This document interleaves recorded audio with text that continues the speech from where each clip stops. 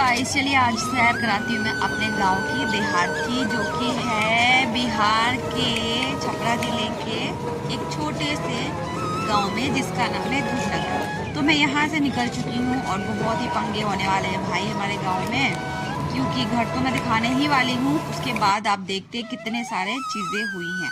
यहाँ मैं पहुँच गई हूँ, ऑटो से उतर गई, मिठाई लेके आई थी और ये छोटा सा लुक आप लोग देख लीजिए, फिर मैं इसके बारे में डिस्क्राइब करती हूँ। सो गाइस ये देख सकते हैं मैं आई हूँ अपने गांव, बचपन का गांव। ये बहुत पुराना घर है और पहले के घरों में ना इस तरीके से छत हुआ करते थे। और ये रोशनदान है और ये वाला देख सकते हैं लकड़ी के ना, ये पता नहीं किस लिए बनाए जाते हैं, शायद छज्जा डालने के लिए। और ये है गेट। और अभी भी यहाँ की ज़मीन ना मिट्टी की ही है, अभी भी इसको पुताई होती है।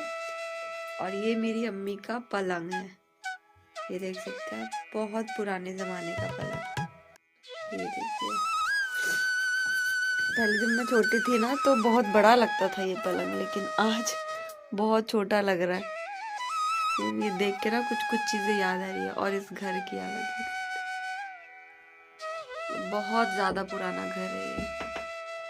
और हम लोग रहते नहीं, अम्मी अबू भी इधर नहीं रहते, तो कुछ इस तरीके से हो गया है। और आज रात का बिस्तर मेरा यहीं पे है। मुझे बहुत अच्छा लग रहा है आके यहाँ पे। बहुत अयाज क्या कर रहे हो? रोटी बना रहा हूँ।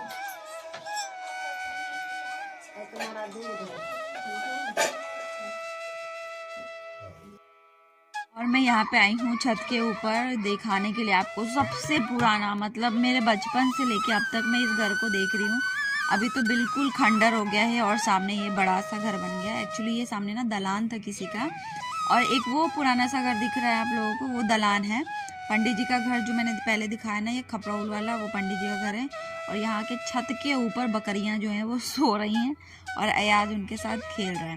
वो जब से यहाँ है ना उसकी तबीयत ही ठीक हो गई, उसको ठंड लग गई थी, लेकिन जब मैं छपरा में थी ना तो एकदम सुस्त रहता था और यहाँ आते ही एक्टिव हो गया। तो ये बहुत अच्छी बात है और इसको अच्छा लग रहा है यहाँ पे।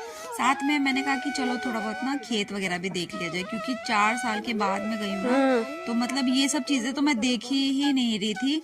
बस टीवी में, मोबाइल में देख लिया, उससे क्या ही होता है। आप लोग भी ये देख के ऐसे सोचते होंगे काश हम भी ऐसी जगह पे जाते एक आध बार, तो मजा आता। और जो गाँव वाले देख रहे होंगे वो तो इंजॉय ले ही कर ही रहे होंगे।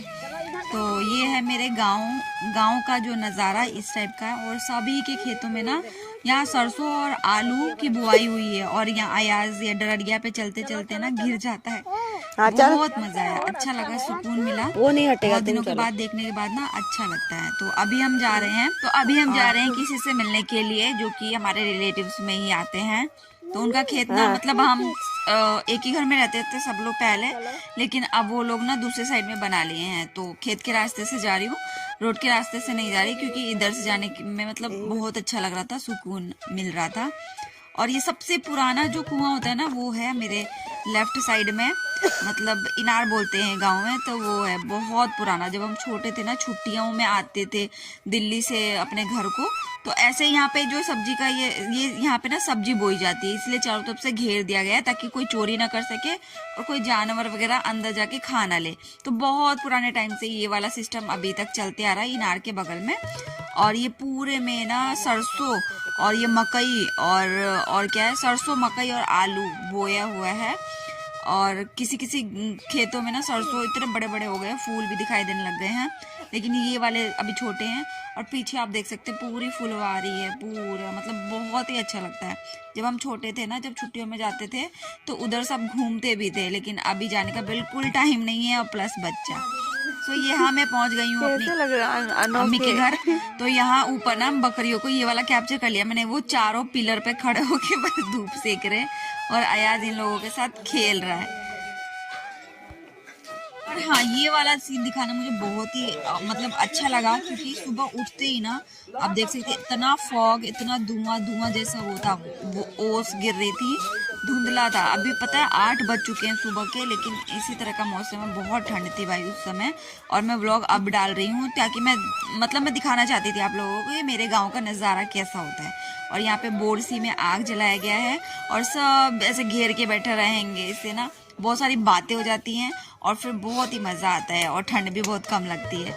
और ये इसका नाम है बबिया, हमने इसका नाम बबिया रखा है। इसका नाम वैसे अलसिफा है, अलसिफा। बहुत एक्टिव लड़की है ये, अभी 2 साल की है, तो गुस्सा हो गई है शायद किसी चीज़ को लेके ना, तो इसके साथ अयाज बहुत खेलता है। अभी भी हम लोग नोएडा आ गए हैं तो उसको बहुत याद करते हैं कि हम लोग जब आ रहे थे ना तो बबिया रो रही थी।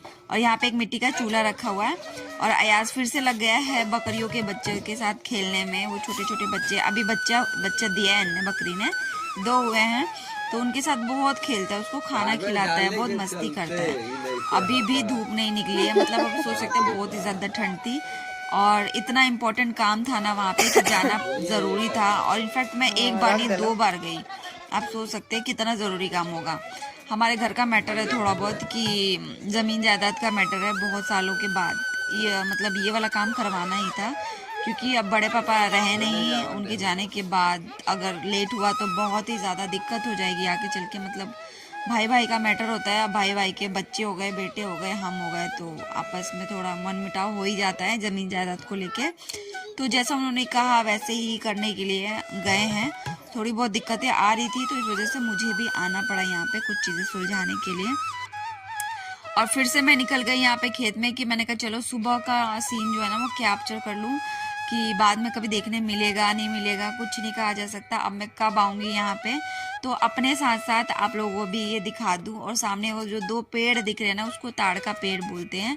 अगर आप लोग गाँव से हैं तो कमेंट करके ज़रूर बताइएगा कहाँ कहाँ से हैं।